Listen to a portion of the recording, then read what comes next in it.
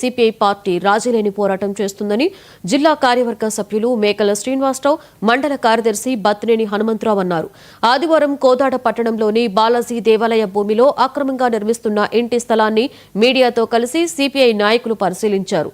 పూర్వకాలం నుండి లక్ష్మీ నరసింహస్వామి ఆలయం, బాలాజీ వెంకటేశ్వర స్వామి ఆలయాలకు ఉన్న భూములను ఆక్రమణకి గురికాకుండా కాపాడుతున్నామని సిపిఐ నాయకులు చెప్పారు. ఆలయ భూమిలో ఇంటి నిర్మాణం చేసుకోవడానికి మున్సిపల్ అధికారులు అనుమతి ఇవ్వడాన్ని వారు తప్పుపట్టారు. దేవాదాయ శాఖ అధికారులు వెంటనే స్పందించి అక్రమ కట్టడాన్ని నిలిపివేయాలని సిపిఐ డిమాండ్ చేసింది.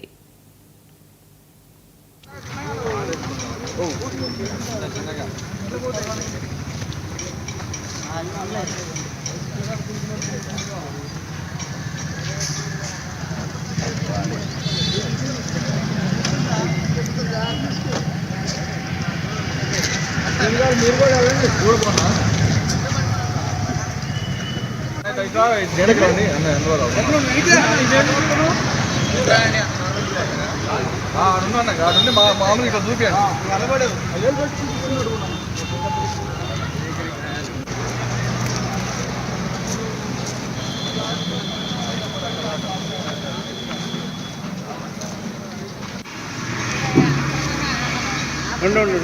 మనం ఆక్రమించుకుంది ఏం కాదు.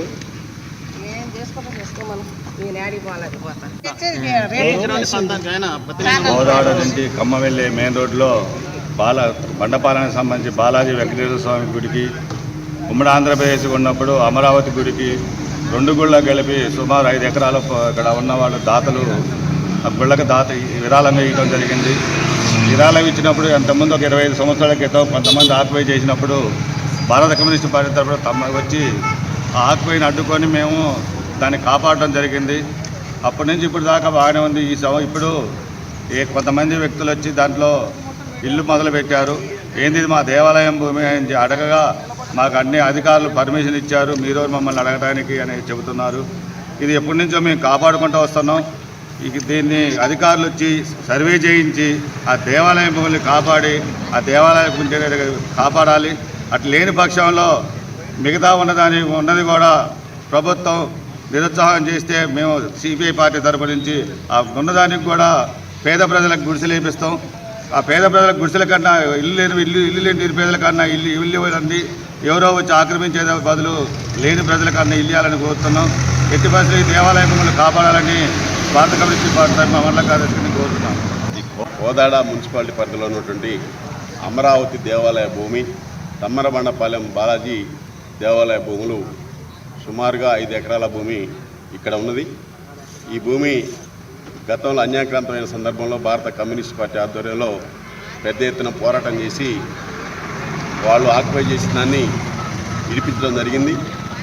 మరలా ఇప్పుడు 25 సంవత్సరాల తర్వాత ఇక్కడ ఉన్నటువంటి దేవాలయ భూమిని కొంతమంది కబ్జా చేసుకొని ఇల్లు కడుతున్నారు. ఇదేమిటని అడిగితే మాకు సంబంధిత అధికారులందరూ కూడా పర్మిషన్ ఇచ్చారని చెప్పేసి చెప్పడం జరుగుతూ ఉన్నది.